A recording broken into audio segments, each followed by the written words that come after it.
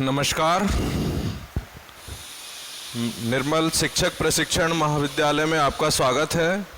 मैं हरिओम पाठक आज आपको शारीरिक शिक्षा एवं योग पेपर है 4th ईयर में integrated classes BSc BEd BA BEd में, इसमें आपको बताऊंगा कि शारीरिक शिक्षा एवं योग जो पेपर है इसके अंतर्गत 5 यूनिट हैं, जिसमें यह बताया गया है कि शारीरिक शिक्षा एवं योग का हमारे जीवन में क्या महत्व है।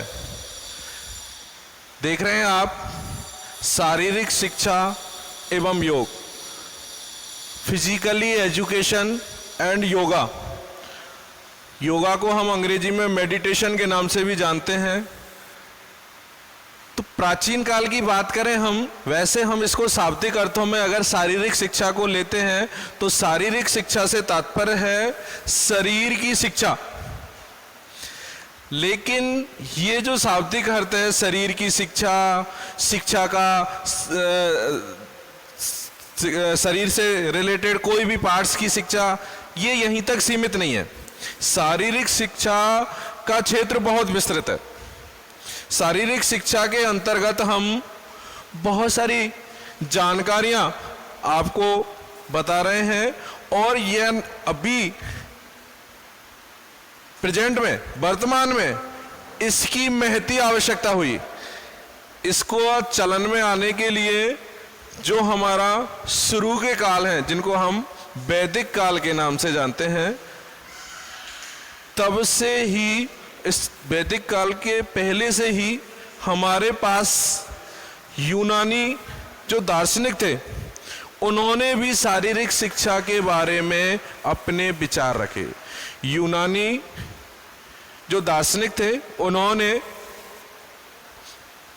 4 काल बताए अपने टाइम के, जिसमें पहला था होमर का काल। होमर काल में होमर एक कवि थे, आंखों से अंधे थे, लेकिन उन्होंने कई काव्य लिखे, जिसके अंतर्गत उन्होंने ये बताया उन काव्यों के अंतर्गत कि शारीरिक शिक्षा की महती आवश्यकता है। शारीरिक शिक्षा के अंतर्गत उन्होंने तीरंदाजी, घुड़सवारी, मल्ल युद्ध, कुश्ती आदि गेम कहते हैं इनको हम एक तरह से क्रीड़ा भी मान सकते हैं। इनका इन्होंने अपने महाकाव्यों में वर्णन किया है। इन्होंने बताया है, होमर ने, जो यूनानी दार्शनिक थे, कि हमें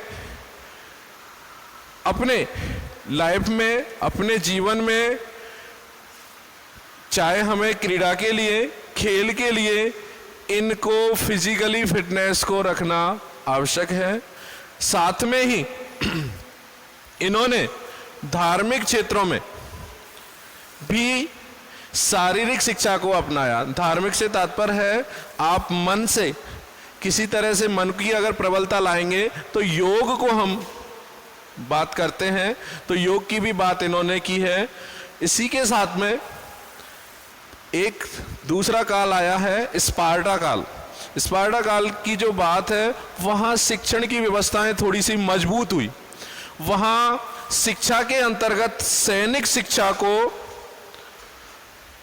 ज़्यादा वेटेज दिया गया सैनिक बनाने के लिए। तो मैं आपको बता रहा था पहले कि यूनानी जो दार्शनिक थे,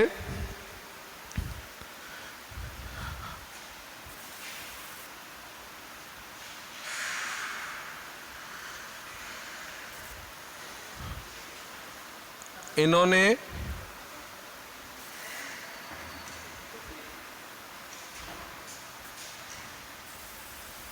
चार काल बताए।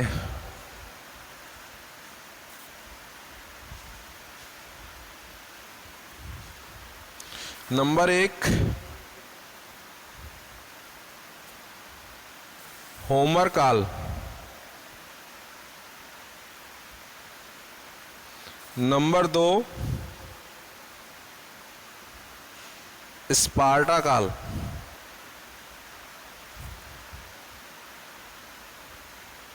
नंबर 3,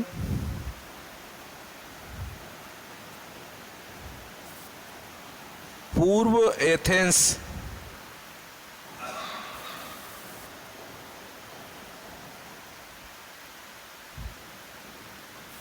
और नंबर 4, उत्तर एथेंस काल।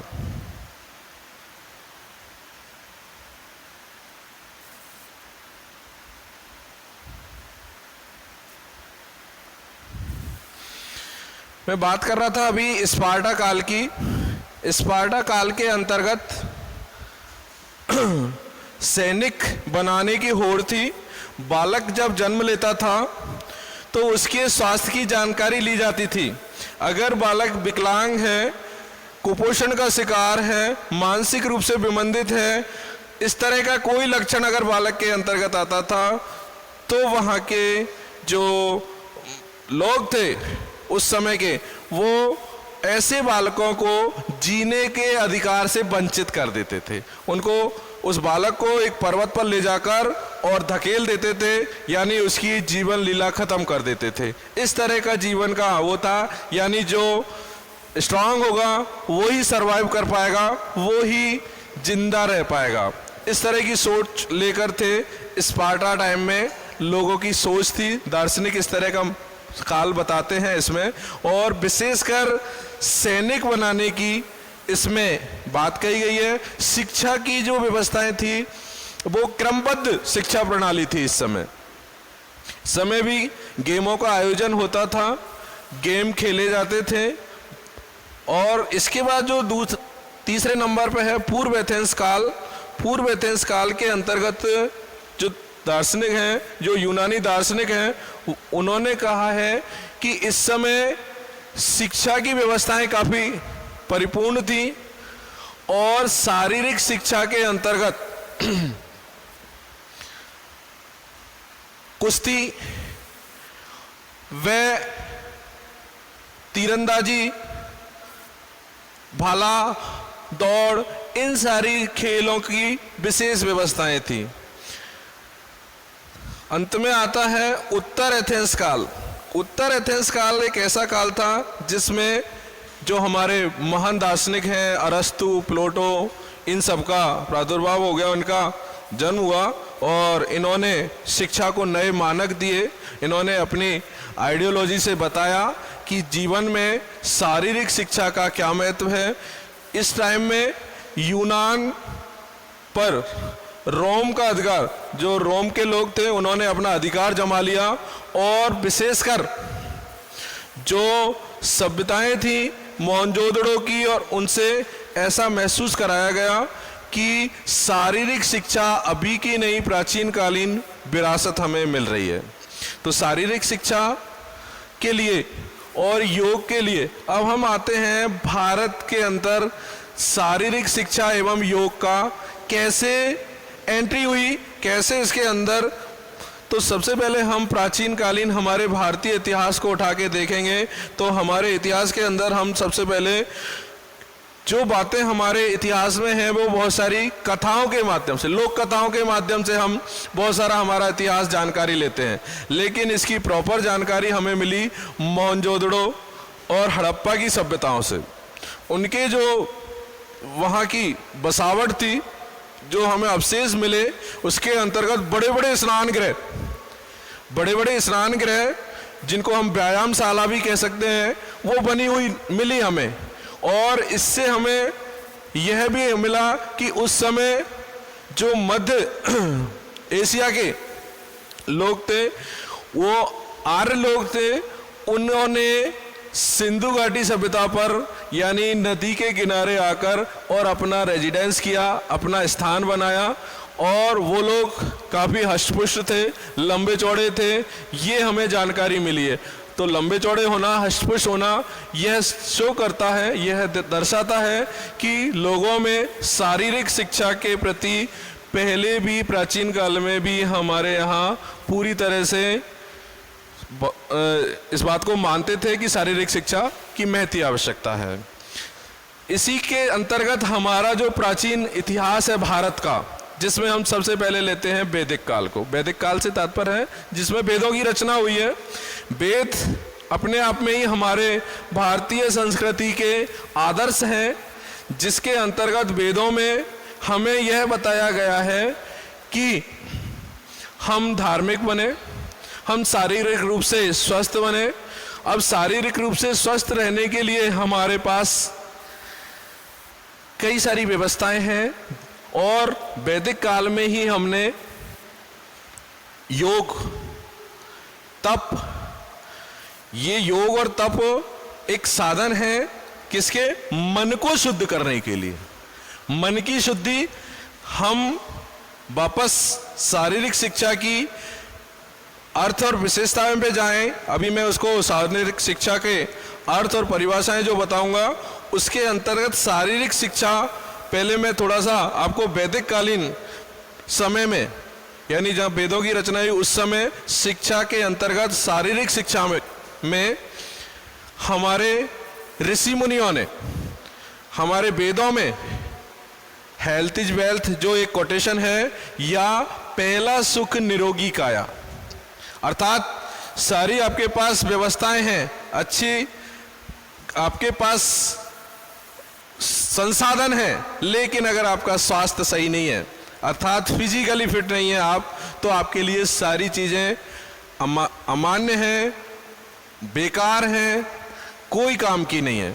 तो इसको, शरीर को स्वस्थ रखने के लिए हमारे जो ऋषि मुनि हैं, उन्होंने यह अपने वेदों के अंतर्गत यह बताया कि हमें स्वस्थ रहने के लिए अपनी दिनचर्या को सेट करना होगा। दिनचर्या सेट करने से तात्पर्य है हमें प्रातःकालीन सूर्योदय से पहले जगना होगा। अब बहुत से लोग हैं जो वर्तमान परिस्थिति है, वैदिक काल और आज के अंतर्गत कितनी समय गुजर गया, आज जो कल्चर है वो लेट तक जगने का है, लेकिन इसके पीछे, लेट जगने के पीछे हम बहुत सारी बीमारियों को अपने अंदर समाहित कर रहे हैं। ऋषि मुनियों ने बहुत पहले ये कह दिया कि अर्ली टू बेड और अर्ली टू स्लीप, जल्दी सो और जल्दी जगो। भाई दोनों ही चीजें जल्दी होंगी, क्योंकि अगर लेट सोओगे तो लेट जगोगे। इस फंडे पर चलते हुए जब ऋषि मुनि उस समय कह गए कि सूर्य नहीं निकले इससे पहले जगें, अब जगने के बाद क्या है प्रोसेस, कि उसके बाद अपने नित्य कर्म करने के बाद आप अपने जो आज जिसको हम मॉर्निंग वॉक का नाम दे रहे हैं, प्राचीन काल में वो सारी बातें हम योग के माध्यम से, हम जिसको आसन कहते हैं, प्राणायाम कहते हैं, योग कहते हैं, तप कहते हैं, ईश्वर की वंदना कहते हैं, उन सब बातों से हम अपने शरीर को, अब शरीर के अंतर्गत ये बाह्य जो दिख रहे हैं आपको हाथ पैर, ये कुछ सब नहीं है, हमारा ओवरऑल पूरे बॉडी जिसके अंतर्गत प्रत्येक शरीर है, क्योंकि स्वस्थ शरीर में ही स्वस्थ मस्तिष्क का निर्माण होता है। ये आपने कोटेशन कहीं सुनी होगी। तो पहला, शरीर स्वस्थ कैसे रहेगा? माइंड वर्क तब करेगा जब बॉडी के सारे पार्ट्स सही होंगे, और बॉडी के सारे पार्ट्स सही तब होंगे जब आपको ब्रेन अपने आप में सही रहेगा। यानी दोनों ही एक, मानसिक और शारीरिक स्वस्थता दोनों एक दूसरे के ऊपर डिपेंड करती हैं। अभी आपने एक वर्तमान में जो लेटेस्ट घटना है, जो समसामयिकी है, टीवी चैनलों पर एक बनी हुई है, सुशांत राजपूत की मौत मिस्ट्री। अब नया एंगल आया है कि वो ड्रग्स लेता था। आदमी ड्रग्स क्यों लेता है? नशा क्यों करता है?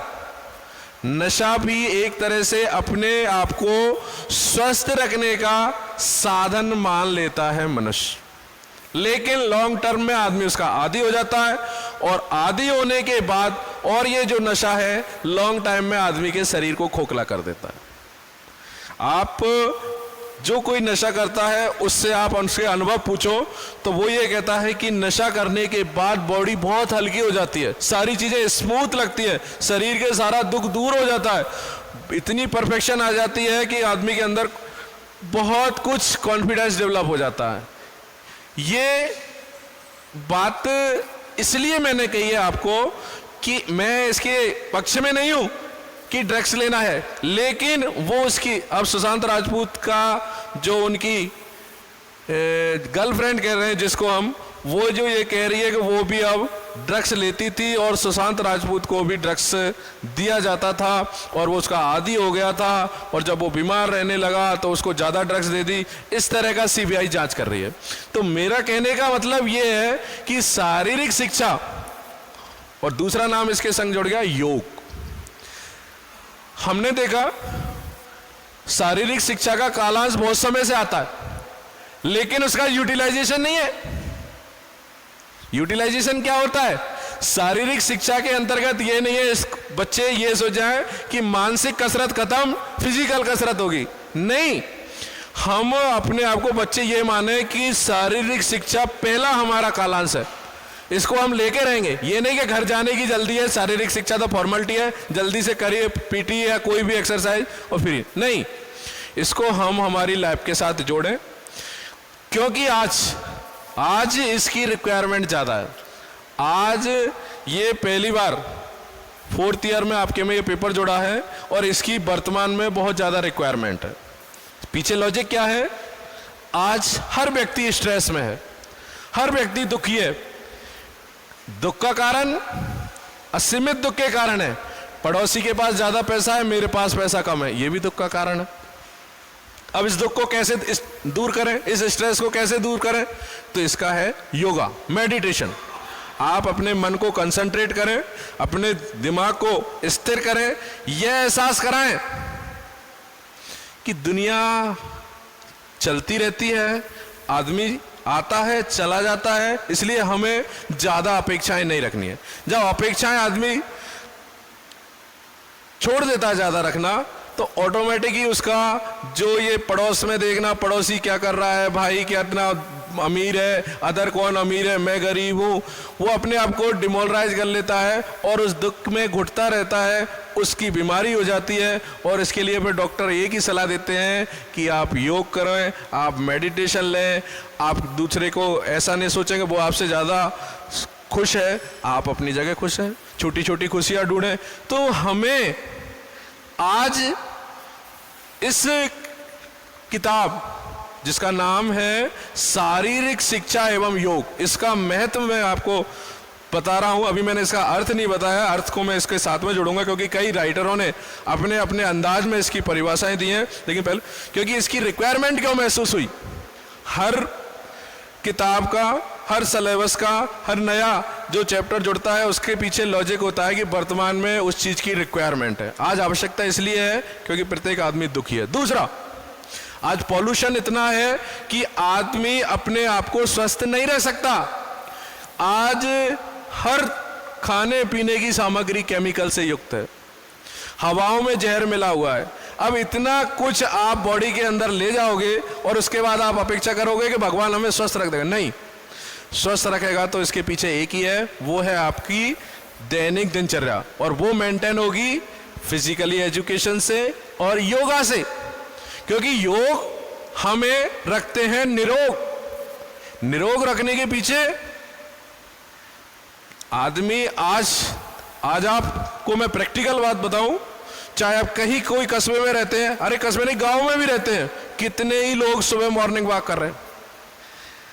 आज आप घर के बच्चों को ये कहो कि लो बाजार जाओ, दो एक बार पैदल, अरे नहीं गाड़ी चाहिए, मोटरसाइकिल चाहिए, सुबह पैदल जा रहे हैं। क्यों भाई?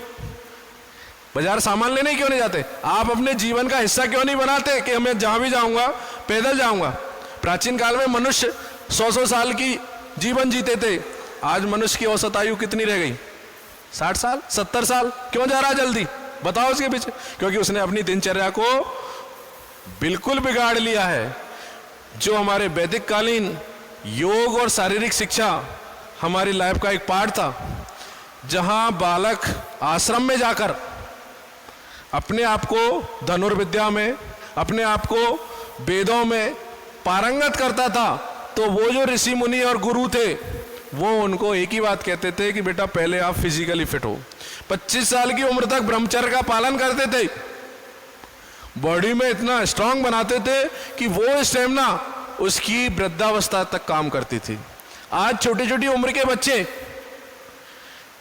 जो कुपोषण के शिकार हैं, जो अपने आप को फिजिकली इतने अनफिट बताते हैं, अरे साहब स्टेमिना ही नहीं है, पैदल ही नहीं सकते, खड़े ही नहीं रह सकते, 1 घंटे का पैदल कोई बस में सफर है, नहीं साहब नीचे बैठूंगा मैं तो। लोग पहले कितना लंबा लंबा पैदल चलते थे, संसाधन ही नहीं थे, आज हर जगह मोटरसाइकिल जैसे जाएंगे तो ये सारी जो बातें हैं जिनको हम आज जरूरत की चीजें मानने लगे, नहीं अरे साहब बाइक नहीं है तो लाइफ ही नहीं है, तो ये जो बाइक की लाइफ आज जी रहे हैं वो बाद में डॉक्टरों के घर आना जाना, सुबह उसका पूरा दिनचर्या घूमना फिरना, मॉर्निंग वॉक, एक्सरसाइज, जिम जा रहे हैं, यहाँ जा रहे हैं, बड़े बड़े पेट निकले आए हैं जेंट्स के, वो हालत, महिलाएं हैं जो इतनी हेल्दी हो गई, स्लिम बनने के लिए कितना ही वो कर रही हैं, लेकिन वो नहीं हो पाएंगी क्योंकि वर्कआउट कम हो गया। और वर्कआउट कम होने के पीछे उन्होंने शारीरिक शिक्षा एवं योग की गाइडलाइंस नहीं ली। ये गाइडलाइन आज हम आपको, क्योंकि आप भविष्य के शिक्षक जब बनोगे तो आपको बच्चों को यही सिखाना है कि हमने ये पाठ पढ़ा है कि फिजिकली जो एजुकेशन है और मेडिटेशन है वो लाइफ में कितनी आवश्यक है। तो इसके साथ ही मैं आपको शारीरिक शिक्षा को, जहां पहले बहुत लाइटली लिया था, कहते थे शारीरिक शिक्षक क्या है, एक बिसिल बजा देता है बच्चों को इकट्ठा कर दे, नहीं, शारीरिक शिक्षक के पास आज बहुत बड़ा लाइफ का फंडा छिपा हुआ है कि आदमी को स्वस्थ रख लेगा, वो ये मानो भगवान है, क्योंकि स्वस्थ रखने का काम भगवान का, दूसरे नंबर पे डॉक्टर का, और तीसरे नंबर पे जो शारीरिक शिक्षा दे दे, फिजिकली फिटनेस की शिक्षा दे दे, वो भी भगवान का ही रूप है। तो आज हमें इस पाठ को पढ़ना है, यह सोचना है कि हम अपने आप को फिजिकली किस तरह से फिट रखें। धन्यवाद।